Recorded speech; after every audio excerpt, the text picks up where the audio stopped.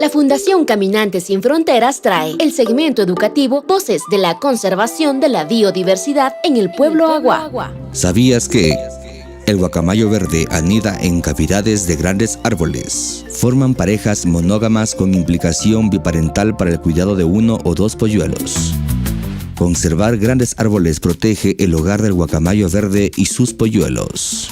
Es un mensaje de Voces de la Conservación con la colaboración de la Federación de Centros Agua del Ecuador, el apoyo del Fondo de Alianzas para los Ecosistemas Críticos y Fundación Futuro Latinoamericano. Fundación Caminantes Sin Frontera Karamdi, Urusa Kamdamisna, Pitpara Kuiragin Swashpa, Puebla Wagin, Pinat Kish, Kuya Pihtamne Kawirami Pañawi Burus Kulgin Katzatumal, Mul Mumei, Mazachichua Shamba, Mazachichua Bugasa, Pasas Chaki Kuiragiamdi, Mazenguibu, Chine, Pasas Wibu. Katzateros Kuiragitne Kuiragiami, Kuya Pihtam Wayel, Kara Pañachichu Pashparusda.